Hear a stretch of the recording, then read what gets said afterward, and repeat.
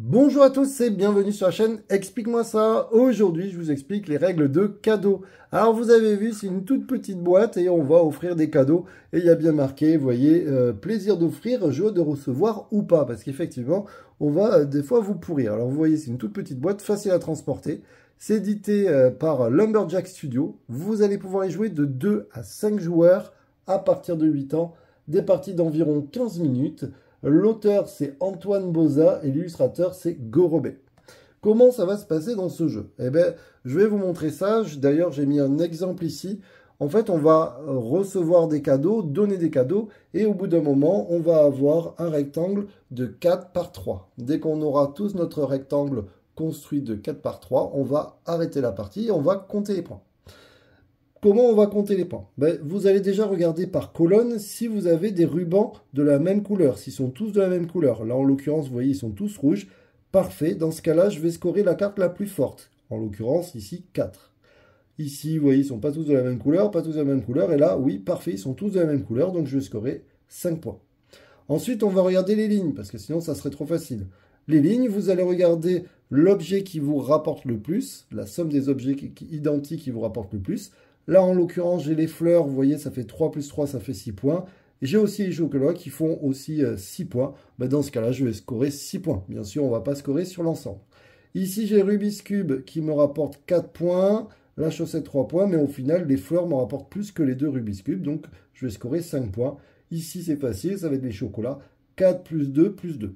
Vous l'aurez compris, on va additionner nos points. Et celui qui aura le plus de points en fin de partie aura tout simplement gagné. Alors, vous avez des petits de jeu pour vous rappeler ce qu'il y a dans le jeu. On va trouver des boîtes de chocolat, des chaussettes, un Rubik's Cube, des nounours et des fleurs. Et on va aussi regarder les rubans. Et oui, parce que vous allez voir qu'on va pouvoir défier les autres joueurs. On aura les différentes couleurs de rubans qui se trouvent ici. Ces cartes-là, je vous conseille de les mettre face visible et puis que les gens puissent les voir. Maintenant, comment ça se passe un tour de jeu? C'est très simple, vous définissez un premier joueur et le premier joueur va avoir le paquet de cartes devant lui et il va regarder la première carte et il va se dire est-ce que je la garde ou alors est-ce que je la donne à un joueur? Là, en l'occurrence, ça vaut quand même 3 points. Je vais décider de la garder. Ensuite, je prends la deuxième carte et là, je vais les donner à un joueur. Bien sûr, quand on va donner les cartes, on va regardez que ça n'avantage pas. Par exemple, si imaginons ce joueur, il lui manque que le vert, je ne vais sûrement pas lui donner la fleur verte pour qu'il puisse faire la ligne. D'accord? Donc, il va falloir bien étudier à qui on donne. Je vais la donner, mais attention, je la donne face cachée. Et vous avez vu que la carte que j'ai prise, je l'ai prise face cachée. On va imaginer qu'on joue à 3 joueurs. Celui-ci, je suis obligé de lui en donner une. On va en donner une à chaque joueur, donc je suis obligé de lui donner ça. Maintenant arrive le défi. Quand tout le monde a une carte, le joueur qui est à ma gauche, à la gauche de celui qui a donné, va pouvoir me défier en se disant si ça se trouve, il a gardé une super carte, il m'a donné une carte de merde, je vais donc le défier. Dans ce cas-là, il va devoir donner un objet et il va donner aussi une couleur de ruban. Donc, il va par exemple dire, je sais pas, je sais pas, un Rubik's Cube rouge. Je vais regarder ma carte, je n'ai pas de rouge et ce n'est pas un Rubik's Cube. Dans ce cas-là, je lui dis, eh ben non. Le joueur suivant va aussi tenter sa chance, mais il n'est pas obligé. Si la carte lui satisfait, il va dire, moi je m'arrête. Mais il peut aussi décider de me défier. Il va donc me défier. Admettons, il va me dire, tiens, je vais dire un nounours bleu, pour l'exemple. Je regarde, oh, il a eu de la chance, il a trouvé non seulement l'objet, mais en plus le ruban. Dans ce cas-là, on va échanger nos cartes. On est obligé d'échanger les cartes. Là, je ne peux pas faire autre chose. En plus, il a réussi à trouver exactement l'objet et la couleur du ruban. Il va prendre une carte et cette carte, il va la mettre de côté. Alors, elle ne rentrera pas dans son rectangle de 4 par 3. Il la met vraiment de côté et ça lui fera 2 points de victoire à la fin de la partie. C'est plutôt cool. Les autres joueurs vont donc maintenant révéler leur carte, la positionner dans leur rectangle de 4 par 3 et on est parti avec le joueur suivant. Le joueur suivant va donc regarder la carte. Une chaussette, ça vaut 1 point, ça vaut pas terrible. Lui, ça l'intéresse pas, il voudrait plutôt du vert ou des fleurs. Et il va réfléchir à qui la donne. Est-ce que je la donne au joueur de gauche, au joueur de droite? Et si on était plusieurs, bien sûr, au joueur que je veux. Là, c'est pas très intéressant de lui donner à lui parce que vous voyez, ça lui ferait une couleur. Donc, je vais lui donner à lui. Ensuite, je vais... Ah, encore une chaussette. Bah, je vais donner à lui. Moi, je tente d'avoir une fleur. Et donc là, bah, vous l'aurez compris, je suis obligé de prendre ça. C'est plutôt pas mal, ça m'intéresse beaucoup. Mais je vous rappelle que les autres joueurs peuvent me défier.